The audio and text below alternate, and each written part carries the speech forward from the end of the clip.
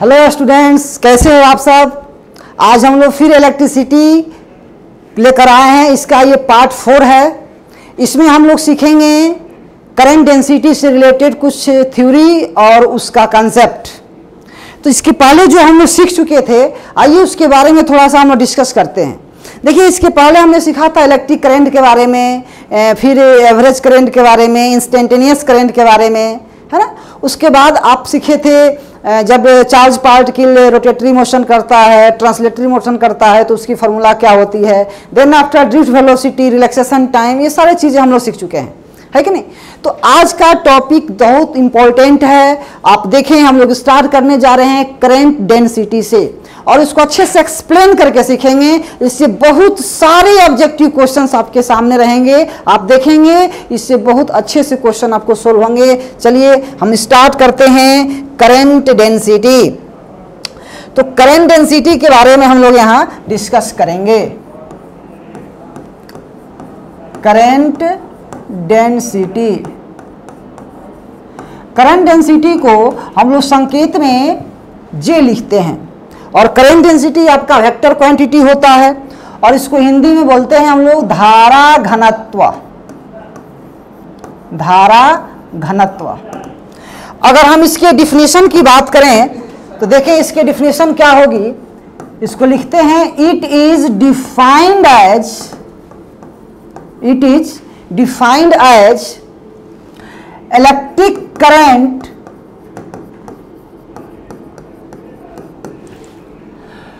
flow through a conductor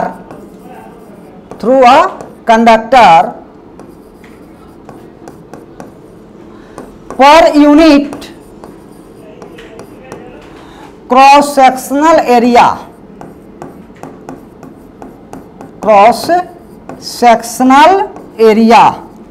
of the conductor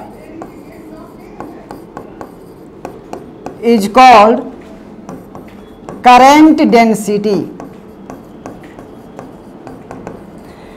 इसका मतलब हुआ कि आप ऐसे समझ सकते हो कि यूनिट टाइम में या unit cross sectional area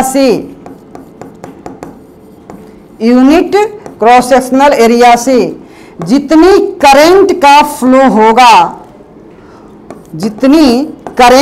flow होगा वही फ्लो ऑफ करंट डेंसिटी कहलाएगा। मतलब आप ऐसे समझे कि इकाई अनुप्रस्थ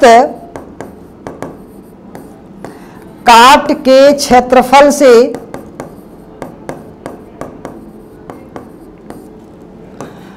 प्रवाहित होने वाली विद्युत धारा क्या होती है, तो धारा घनत्व होती है। धारा घनत्व कहलाती है या फिर होती है, ऐसे आप बोल सकते हो। अब इसको समझो, जैसे मान लो कि हमने एक ऐसा यहाँ एक फिगर बनाया, छोटा सा एक कंडक्टर है, चालक तार जिसको आप बोलते हो। हमने यहाँ चालक तार बनाया और इसको हमने बैटरी से जोड़ा। यूँ समझिए, इसको हमने इसे बैटरी से जोड़ा। जब हम बैटरी से जोड़ा तो ये बैटरी का धनात्मक सिरा है, ये आपका ऋणात्मक सिरा है, तो धारा का प्रवाह तो होगा। तो धारा देखिए कुछ इस तरह का इसमें प्रवाहित हो रहा है, करंट ऐसे प्रवाहित हो रहा है, धारा इस दिशा में प्रवाहित हो रहा है। ये मेरा है अनुप्रस्थ काट का क्षेत्रफल, इसी को बोलते हैं क्रॉस सेक्शनल एरिया ए, और इससे धारा प्रवाहित हो रहा है कुछ इस दिशा में, और धारा का मान है आई। आप देख रहे हो कि ये जो धारा प्रवाहित हो रहा है ये इस एरिया से हो रहा है। इसी एरिया को, इसी क्षेत्रफल को बोलते हैं हम लोग अनुप्रस्थ काट का क्षेत्रफल। तो इस अनुप्रस्थ काट के क्षेत्रफल कितनी है, ए है, और इससे धारा प्रवाहित हो रही है आई। तो हम यहाँ बोल सकते हैं कि सर आप देखो कि यहाँ क्षेत्रफल है ए, तो ए क्षेत्रफल से धारा प्रवाहित हो रही है आई। तो इकाई क्षेत्रफल से धारा कितनी प्रवाहित होगी, तो आई बाई ए, है ना, यूनिटरी मेथड हम लोग जानते हैं ऐसा कि जब इसकी क्षेत्रफल ए थी तो उससे धारा प्रवाहित हो रही थी कितनी, आई। जब इसकी क्षेत्रफल 1 हो जाएगी तो कितनी हो जाएगी, आई बाई ए। तो आई बाई ए को ही हम लोग धारा घनत्व कहेंगे। क्लियर? इसका मतलब ये हो गया कि धारा घनत्व एक इकाई क्षेत्रफल वाले सतह से गुजरने वाला करंट होता है, धारा होता है। आपको बता दें, ये जो एरिया वेक्टर हम लोग यहाँ जो बनाए थे, या जो सतह यहाँ हम जो बना रहे हैं इस तरह से अनुप्रस्थ काट का क्षेत्रफल, और क्षेत्रफल आपका सदिश राशि होता है, और इस क्षेत्रफल की दिशा हमेशा लंबवत बाहर की ओर होती है। इसको देखिए हम लिखे हैं डेल्टा ए। डेल्टा ए मतलब क्या, अनुप्रस्थ काट का क्षेत्रफल। इसको आप बोल सकते हो अनुप्रस्थ काट का क्षेत्रफल, अनुप्रस्थ काट का क्षेत्रफल, या cross sectional area of conductor, cross sectional area of conductor. Clear? अब इसका फॉर्मूला अगर आप देखें तो यहां फॉर्मूला बनेगा vector J equal to I, current इससे प्रवाहित हो रहा था आई, बाई डेल्टा ए के ऊपर वेक्टर का साइन। ये मेरा हो जाएगा धारा घनत्व का फॉर्मूला। यहां आई है flow of current, flow of current, और डिवाइडेड बाय डेल्टा ए हो गया मेरा cross sectional area, cross sectional area. तो आप बोल सकते हो कि सर कंडक्टर से जितनी धारा प्रवाहित हो रही है उस धारा में हम क्रॉस सेक्शनल एरिया से डिवाइड करेंगे, भागा देंगे, तो हमको करंट डेंसिटी मिलेगा। फिर यहां क्वेश्चन उठता है कि सर आप इसके ऊपर जब वेक्टर का साइन दिए हैं, एरो के साइन दिए हैं, इसका मतलब इसके पास डायरेक्शन भी होता होगा और मैग्नीट्यूड भी होता होगा, और यह ट्रायंगल एडिशन लॉ को यानी कि वेक्टर के लॉ को फॉलो भी करता होगा। बिल्कुल, इसके पास सारी चीजें होती है, डायरेक्शन भी होता है यानी दिशा भी होता है, मैग्नीट्यूड भी यानी परिमाण भी होता है, और ये सदिशों के नियम का पालन भी करता है। तो सर इसका मतलब ये हो गया कि आप इसे वेक्टर क्वांटिटी कहना चाहते हो। यस, यह एक वेक्टर क्वांटिटी होता है, सदिश राशि होता है।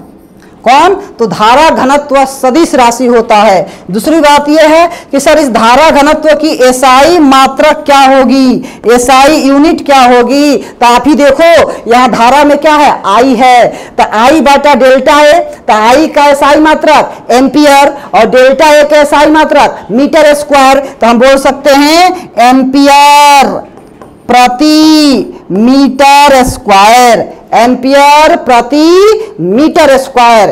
क्लियर है? तो हमने सीखा क्या कि करंट डेंसिटी वेक्टर क्वांटिटी होता है, इसकी SI unit ampere per metre square होती है। और देखिए और भी बातें इसमें आती है। अब क्या होता है कि अगर मान लीजिए कि क्रॉस सेक्शनल एरिया तिरछा हो, इंक्लाइन हो, किस तरह का सर, कुछ इस प्रकार हो, देखिए आप, है ना, क्रॉस सेक्शनल एरिया कुछ इस प्रकार से हो। देखिएगा ध्यान से, ये हमने एक कंडक्टर बनाया, इसका एरिया ऐसा है, और यहाँ का एरिया कुछ इस तरह का तिरछा ऐसे बना कर दे दे ऐसे। तो हम आपसे बोलेंगे, बताइए ये है मेरी अनुप्रस्थ काट का क्षेत्रफल, तो इसकी क्षेत्रफल को अगर आप डेल्टा ए मानते हो तो क्षेत्रफल की दिशा क्या होगी, इस सतह के लंबवत। तो सतह के अगर आप लंबवत इसको दिखाओगे, सतह का लंबवत ऐसे आएगा, तो ये है मेरा डेल्टा ए वेक्टर की डायरेक्शन, यानी कि सदिश क्षेत्रफल सदिश की दिशा है, क्रॉस सेक्शनल एरिया की डायरेक्शन है। और करंट मेरा ऐसे प्रवाहित हो रहा है, ये धारा की दिशा है, ये मेरी धारा की दिशा है।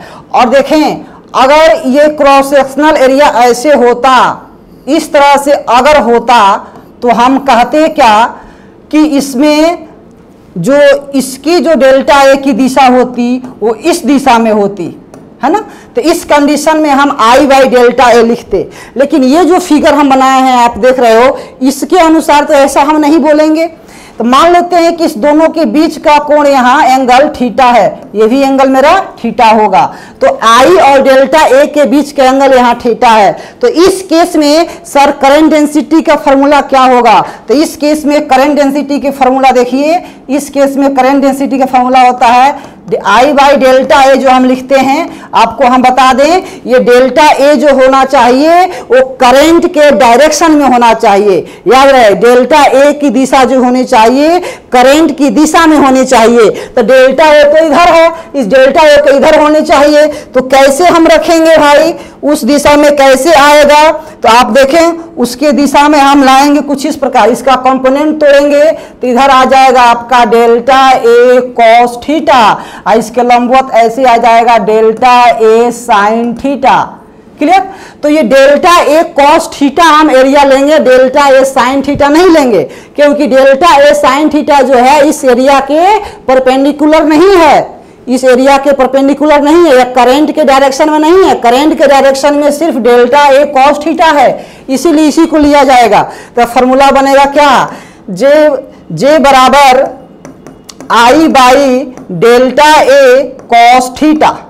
तो ये मेरा करंट डेंसिटी का यहाँ फॉर्मूला बनेगा। तो इस फॉर्मूला का यूज आप तभी करोगे जब ऐसा सिचुएशन आपके सामने मिलेंगे। और ध्यान से देखोगे तो और क्या मिलेगा? तो हम I बराबर लिख सकते हैं J into delta A cos theta, J into delta A cos theta. आपको हम बताए थे क्या कि आपको याद होगा कि हम लोग सीखे थे कि जब ए बी कॉस थीटा होता है, ए बी कॉस थीटा, तो उसको लिखते हैं vector A dot vector B, ऐसा हम लोग लिखते हैं। तो यहाँ देखें तो यहाँ है जे ए कॉस थीटा, तो जे ए कॉस थीटा को हम क्या लिख सकते हैं? जे ए कॉस थीटा को हम वेक्टर जे और डॉट वेक्टर डेल्टा ए तो लिख सकते हैं बराबर आई, यानी कि करंट का यहाँ हमको एक फॉर्मूला मिला, आई बराबर vector J dot vector delta A. इसका मतलब ये हुआ सर कि यहां से भी हम करंट का वैल्यू निकाल सकते हैं अगर हमको करंट डेंसिटी पता हो और डेल्टा ए की वैल्यू पता हो, तो करंट डेंसिटी यहां से कैलकुलेट कर सकते हैं। बिल्कुल। अब देखिए कि इसको हम यहां ये बोल सकते हैं कि इलेक्ट्रिक करंट क्या होता है? आप देखें, इस इलेक्ट्रिक करंट को हम ऐसे लिख सकते हैं कि द डॉट प्रोडक्ट, देखिए दी डॉट प्रोडक्ट, यहां देखिए डॉट प्रोडक्ट है, दी डॉट प्रोडक्ट को हम लोग स्केलर प्रोडक्ट कहते हैं, है ना, अदिश गुणन कहते हैं। दी dot product of current density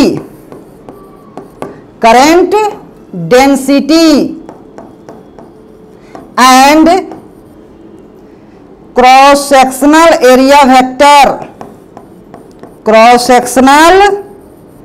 area vector, ये किसके इक्वल होगा? तो इक्वल होगा इलेक्ट्रिक करंट के विद्युत धारा के। तो हम बोलेंगे कि धारा घनत्व और क्षेत्रफल सदिश का बिंदु गुणन या अदिश गुणन ही विद्युत धारा होता है। यहां से हम लोग लिख सकते हैं। एक और बात सर, यहाँ थीटा किसके किसके बीच का कोण है? तो देखिए यहाँ थीटा हम आई और डेल्टा ए का बीच का कोण दिखाए हैं, और आपको हम बता दें कि जिस डायरेक्शन में इलेक्ट्रिक करंट का फ्लो होता है उसी डायरेक्शन में करंट डेंसिटी का भी डायरेक्शन होता है। हम करंट डेंसिटी के डायरेक्शन को यहाँ आपके सामने रखेंगे। फिलहाल आप ये समझें कि ये जो है मान लीजिए वेक्टर जे है और ये वेक्टर डेल्टा ए है, तो इसके बीच का एंगल थीटा है। तो आप यहां सोचो कि मेरा ये जो है रिजल्ट आया, क्या रिजल्ट आया? आई बराबर जे डेल्टा ए कॉस थीटा। तो थीटा किसके किसके बीच का एंगल है? तो धारा घनत्व और क्षेत्रफल सदिश के बीच का कोण है, और वो क्षेत्रफल कैसा है? अनुप्रस्थ काट का क्षेत्रफल है। क्लियर है? तो अब देखें, यहां एक और चीज आपको क्वेश्चंस के रूप में मिलेगा कि सर करंट की वैल्यू मैक्सिमम कब होगी? जब कॉस थीटा की वैल्यू मैक्सिमम होगी। जब cos थीटा की वैल्यू मैक्सिमम होगी तो करंट की वैल्यू मैक्सिमम होगी। और cos थीटा की वैल्यू मैक्सिमम कब होती है? तो cos थीटा की वैल्यू मैक्सिमम 0 डिग्री पर होता है, यानी कि cos 0 1। कहने का मतलब मेरा ये होगा, जब करंट डेंसिटी का डायरेक्शन और एरिया वेक्टर का डायरेक्शन दोनों एक ही डायरेक्शन में होगा, उस केस में करंट की वैल्यू मैक्सिमम होगी। कैसे? तो देखें यहां, जैसे आप समझें कि अगर हम बोलना चाहते हैं ये मेरी कंडक्टर है और कंडक्टर में करंट डेंसिटी की डायरेक्शन इधर है, तो एरिया की डायरेक्शन भी इधर होनी चाहिए। तो उस केस में यहाँ थीटा की वैल्यू 0 होगी। जब थीटा की वैल्यू 0 होगी तो आई की वैल्यू मैक्सिमम होगी, और आई की वैल्यू मैक्सिमम कितनी हो जाएगी? जे delta A, J delta A. ये फॉर्मूला है करंट डेंसिटी और अनुप्रस्थ काट के क्षेत्रफल के रूप में, यानी क्रॉस सेक्शनल एरिया के केस में। क्लियर है? चलिए आगे बढ़ते हैं। अब क्या सिचुएशन उत्पन्न हो सकता है? अगर मान लीजिए कि सर स्मॉल यहां जो आप एलिमेंट ले रहे हैं, एरिया ले रहे हैं, उस केस के लिए करंट की वैल्यू तो बहुत छोटी होगी, एकदम छोटी होगी। तो यहां लिखेंगे D I equal to integration of J dot D A, है ना? यहां भी इंटीग्रेट करना पड़ेगा, इसलिए आई बराबर हो जाएगा integration of J dot D A. D A क्या है? अनुप्रस्थ काट का क्षेत्रफल है या एरिया ऑफ क्रॉस सेक्शन है। तो कहने का मतलब मेरा क्या है कि जब एरिया बहुत ही स्मॉल हो, बहुत स्मॉल इन द सेंस क्या, जैसे मान लीजिए कि इस तरह का एरिया हो, काफी ज्यादा स्मॉल हो, इसको आप डी ए वेक्टर लिख रहे हैं, है कि नहीं, इस डायरेक्शन में, है ना? इस डायरेक्शन में आपका मान लीजिए करंट डेंसिटी की डायरेक्शन है, तो एरिया बहुत स्मॉल हो, उस केस के लिए ये फॉर्मूला है। इंटीग्रेट करेंगे, सोल्व करेंगे, आंसर मिलेगा हमें। क्लियर? अब देखते हैं कि सर करंट डेंसिटी की डायरेक्शन, करंट डेंसिटी की डायरेक्शन को हम कैसे डिसाइड करेंगे? तो एक सेकेंड थोड़ा सा आप रुकें, करंट डेंसिटी के बारे में और अच्छे से हम लोग सीखेंगे। फिलहाल ये देखें कि हमने आपको एक फॉर्मूला बताया था इलेक्ट्रिक करंट का। इलेक्ट्रिक करंट यानी आई का फॉर्मूला होता था N E A V D, N E A V D. N था क्या? तो number of electrons per unit volume. E electron से एक था क्रॉस सेक्शन एरिया, और वी डी है ड्रिफ्ट वेलोसिटी। तो इसके बारे में हम लोग सीख चुके हैं। अगर हम ये कहें कि ये मेरा एक कंडक्टर है और इस कंडक्टर में बहुत सारे इलेक्ट्रॉन्स है, बहुत सारे इलेक्ट्रॉन्स है, और इलेक्ट्रॉन सभी इस डायरेक्शन में मूव कर रहे हैं, मतलब ड्रिफ्ट वेलोसिटी इधर है तो इलेक्ट्रिक फील्ड इधर होगा। हमने आपको बताया था कि जिस डायरेक्शन में इलेक्ट्रिक फील्ड होता है उसके अपोजिट डायरेक्शन में ड्रिफ्ट वेलोसिटी होती है, अपवाह वेग की दिशा होती है, यानी कि विद्युत क्षेत्र के विपरीत दिशा में अपवाह वेग होता है। पिछला वीडियो में हमने सीखा था, तो आप पिछला वीडियो अगर देखे हैं तो बहुत अच्छे समझ में आएगा। चलिए आगे बढ़ते हैं। तो अब देखिए हमको निकालना क्या है कि करंट डेंसिटी के फॉर्मूला निकालनी है। तो करंट डेंसिटी यानी कि जे बराबर हम पढ़े थे क्या? आई बाई ए, आई बाई ए। ये करंट डेंसिटी की फॉर्मूला जो आएगा वो ड्रिफ्ट वेलोसिटी के पद में आएगा, ड्रिफ्ट वेलोसिटी के टर्म में आएगा।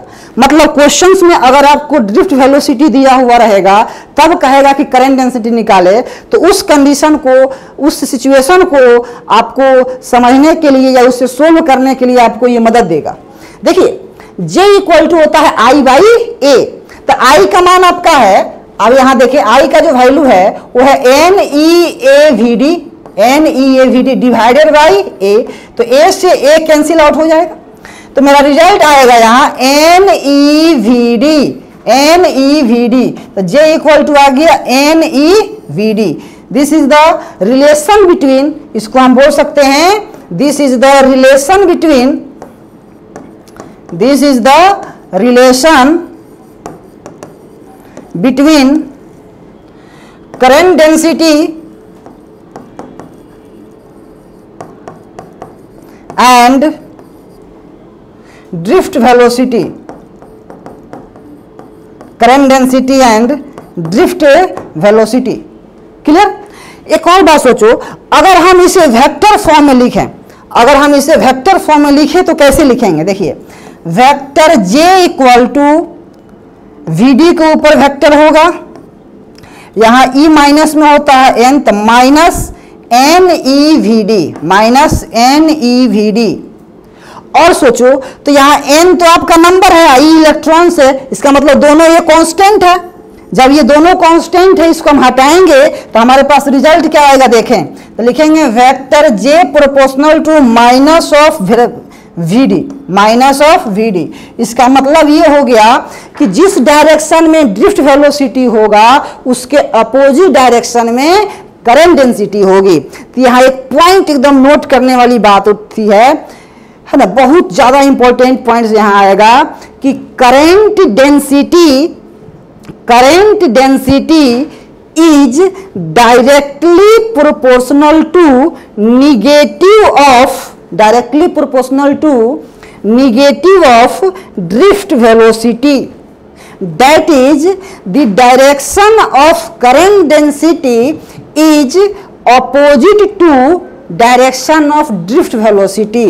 इट मीन्स, इसका अर्थ ये हुआ कि जिस दिशा में अपवाह वेग होगा, अपवाह वेग को अंग्रेजी में ड्रिफ्ट वेलोसिटी कहते हैं, जिस दिशा में अपवाह वेग होगा उसके विपरीत दिशा में धारा घनत्व की दिशा होगी, उसके विपरीत दिशा में धारा घनत्व की दिशा होगी। बहुत बढ़िया, चलिए बहुत मजा आया, बहुत अच्छा, आगे बढ़ें। चलिए, तो यहाँ 2 पॉइंट और मिल रहा है। एक और बात यहाँ देखिए थे क्या कि आप यहाँ देखो कि करंट के फॉर्मूला ड्रिफ्ट वेलोसिटी के टर्म में आ गया, या करंट डेंसिटी के फॉर्मूला ड्रिफ्ट वेलोसिटी के टर्म में आ गया। वेरी गुड, आगे बढ़िए। अब क्या आएगा कि अब थोड़ा सा इसमें और हम लोग विचार करते हैं, है ना, पॉइंट्स जो हैं और भी पॉइंट्स इसमें आते रहेंगे। और क्या विचार करेंगे कि सर देखिए कि आपने J बराबर लिखा है NEVD, देखिए यहाँ माइनस नहीं लिख रहे हैं, इसका मतलब ये हुआ कि हम यहाँ सिर्फ मैग्नीट्यूड की बात कर रहे हैं, डायरेक्शन यहाँ हम इंक्लूड नहीं कर रहे हैं, सिर्फ करंट डेंसिटी की फॉर्मूला। तो ये करंट डेंसिटी की फॉर्मूला है ड्रिफ्ट वेलोसिटी के टर्म में। तो एक ऑब्जेक्टिव क्वेश्चन तो वहां से बन सकता था जो हमने आपको बताया कि current density directly proportional to negative of drift velocity. Clear. अब यहां देखिए, यहां से क्या होगा, हमने आपको एक और बात बताई थी कि ड्रिफ्ट वेलोसिटी की फॉर्मूला होती है क्या, ड्रिफ्ट वेलोसिटी की फॉर्मूला अगर मैग्नीट्यूड की बात करें तो होती है E tau by m into capital E। ये ड्रिफ्ट वेलोसिटी की फॉर्मूला होती है, ड्रिफ्ट वेलोसिटी की फॉर्मूला होती है। अगर हम इस J के फॉर्मूला में इस ड्रिफ्ट वेलोसिटी के फॉर्मूला को यहां शिफ्ट कर दें तो देखिए मेरे पास रिजल्ट क्या आने वाला है, NE और VD के जगह पर क्या पुट करेंगे, E tau by m into E tau by m into capital E। देखिए तो यही आएगा।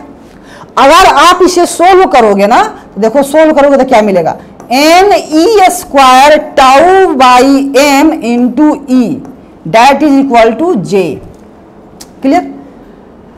कहोगे सर ये करंट डेंसिटी की फॉर्मूला है इलेक्ट्रिक फील्ड के टर्म में, यानी कि हम लिख सकते हैं यहां कि relation between current density and electric field. बहुत अच्छा सर। एक और बात हमको यहां समझ में आ रही है, यहां n आप बोल रहे हैं क्या है, तो n है number of electrons flow per unit area, sorry पर यूनिट वॉल्यूम, यानी कि यूनिट वॉल्यूम से प्रवाहित इलेक्ट्रॉनों की संख्या है। बहुत बढ़िया। टाउ क्या है सर, तो रिलैक्सेशन टाइम है, टाउ रिलैक्सेशन टाइम है, अच्छा विश्राम समय है। m क्या है सर, तो मास ऑफ इलेक्ट्रॉन्स है, मास ऑफ इलेक्ट्रॉन है। और E क्या है, तो इलेक्ट्रिक फील्ड है। अच्छा, तो सर ये इलेक्ट्रिक फील्ड आया कहां से, जाहिर सी बात है बैटरी जोड़े हैं तो बैटरी जोड़ने के बाद इलेक्ट्रिक फील्ड आया है कि नहीं। इसका मतलब ये हुआ कि सर n भी कांस्टेंट है, टाउ भी कांस्टेंट है, E भी कांस्टेंट है, m भी कांस्टेंट है। सर रिलैक्सेशन टाइम तो बदल सकता है, बिल्कुल बदल सकता है, लेकिन अभी के लिए अगर मान लेते हैं कि रिलैक्सेशन टाइम फिक्स है, कांस्टेंट है, तो मेरा ये पूरा टर्म कांस्टेंट हो जाएगा, NE square tau by m constant हो जाएगा। तो अगर इसको हम यहां से रिमूव कर देंगे तो J और E बचेगा, तो हम बोल सकते हैं कि current density is directly proportional to electric field. Current density is directly proportional to electric field, आराम से आ जाएगा। तो इसके बारे में हम लोग देखिए कैसे सोचते हैं। हमारे पास जो फॉर्मूला आया वो आया J equal to N E square tau by M into E. अगर इसको वेक्टर फॉर्म में लिखें तो ऐसा ही आएगा, यही वेक्टर फॉर्म होगा। तो इसको अगर हम कांस्टेंट माने, ये मेरा अगर कांस्टेंट है और इस कांस्टेंट को हम लोग सिग्मा बोलते हैं, इस कांस्टेंट को सिग्मा बोलते हैं। तो आप देखें कि सिग्मा की जो वैल्यू है, ये सिग्मा किसके बराबर है? सिग्मा है N E square tau by M के। बहुत अच्छे सर, ये सिग्मा है क्या? सिग्मा तो कांस्टेंट है, तो सर कुछ तो नाम होगा इसका। बिल्कुल नाम तो है। क्या नाम है सर? तो नाम है कंडक्टिविटी। कंडक्टिविटी बहुत भयंकर नाम है सर, कंडक्टिविटी। इसको सिग्मा लिखते हैं। देखिए कंडक्टिविटी के बारे में हम लोग सीखेंगे, फिलहाल थोड़ा सा इसको और इसके बारे में सीखते हैं। क्लियर? तो अगर हम इस पूरा के बदले में हम सिग्मा लिख दें, सिग्मा लिख दें, तो देखिए तो सिग्मा बराबर हो जाए, सॉरी जे बराबर हो जाएगा, एक सेकेंड देखिए यहाँ वेक्टर जे इक्वल टू हम लिख सकते हैं vector J equal to sigma into vector E, sigma into vector E. अगर यहां से सिग्मा हम हटा दें तो सिग्मा हटा दें तो प्रोपोर्शनल का साइन आएगा, तो जे प्रोपोर्शनल टू ई। इसका मतलब ये हो गया कि current density is directly proportional to electric field. यानी कि जिस डायरेक्शन में इलेक्ट्रिक फील्ड होगा उसी डायरेक्शन में करंट डेंसिटी होगा, लेकिन उसके विपरीत दिशा में ड्रिफ्ट वेलोसिटी होगा। इसके विपरीत दिशा में ड्रिफ्ट वेलोसिटी होगा। इससे ये स्पष्ट हो जा रहा है। बहुत बढ़िया सर, ठीक है सर। कंडक्टिविटी के बारे में आप बताएं, ये कंडक्टिविटी का मतलब क्या होता है? देखिए कंडक्टिविटी एक ऐसा टर्म है जो ये बताता है कि कंडक्टर से जो करंट का फ्लो हो रहा है वो दूसरे कंडक्टर से होने वाले करंट को कंपेयर कर देता है। जिससे कहने का मतलब मेरे क्या है कि किसी भी मटेरियल या कोई भी मटेरियल हो वो कंडक्टर है या नहीं है, कि इसका डिसाइड उसका कंडक्टिविटी करता है। कंडक्टिविटी ज्यादा होने से हम कहते हैं क्या कि उससे ज्यादा करंट का फ्लो होगा। कंडक्टिविटी कम होने से कहेंगे उससे कम करंट का फ्लो होगा। मतलब कहते हैं कि कंडक्टिविटी को जो हम हिंदी में बोलते हैं वो होता है चालकता। इसको हिंदी में बोलते हैं हम लोग चालकता। तो चालकता से हमको ये डिसाइड होता है, ये हम इस निर्णय पे पहुंचते हैं कि जो हम पदार्थ ले रहे हैं क्या वह चालक के जैसा व्यवहार कर रहा है या नहीं। ये पता चलता है कंडक्टिविटी से। अगर कंडक्टिविटी की वैल्यू इससे और इसके बीच रेंज, उसकी रेंज होती है कि इतना से इतना के बीच अगर है तो वो कंडक्टर के जैसा बिहेव करेगा। ये इतना से कम है तो इंसुलेटर के जैसा बिहेव करेगा, इससे ज्यादा है तो सेमी कंडक्टर जैसा बिहेव करेगा। पता कंडक्टिविटी की एक वैल्यू होती है, फिक्स वैल्यू होती है, जिससे हम ये डिसाइड करते हैं कि कौन सा मटेरियल कंडक्टर है और कौन सा मटेरियल कंडक्टर नहीं है। क्लियर? उसके बारे में भी हम चर्चा करेंगे। फिलहाल ये देखें, अगर इसका मतलब ये हो गया कि इलेक्ट्रॉन्स जितना ज्यादा करंट कंडक्टर से फ्लो करेगा, इलेक्ट्रॉन की संख्या जितनी ज्यादा प्रवाहित होगी चालक तार से, हम कहेंगे कि उस चालक तार की चालकता उतनी ही ज्यादा है। मतलब चालक तार की चालकता को बढ़ाने के लिए इलेक्ट्रॉन की संख्या को बढ़ाना पड़ेगा। और वो कौन इलेक्ट्रॉन की संख्या? जो उससे प्रवाहित हो रही है, जो उससे प्रवाहित हो रही है उस इलेक्ट्रॉन की संख्या आपको बढ़ानी पड़ेगी। बहुत बढ़िया। आप यहां देखें एक फॉर्मूला मिला, sigma equal to N E square tau by M. Sigma equal to N E square tau by M. तो यहां ई तो आपका कांस्टेंट है और एम भी कांस्टेंट है, तो बचा कौन? दो ही टर्म बचा, एक एन बचा एक टाउ बचा। तो सिग्मा प्रोपोर्शनल टू एन और सिग्मा प्रोपोर्शनल टू टाउ, हम आराम से बोल सकते हैं।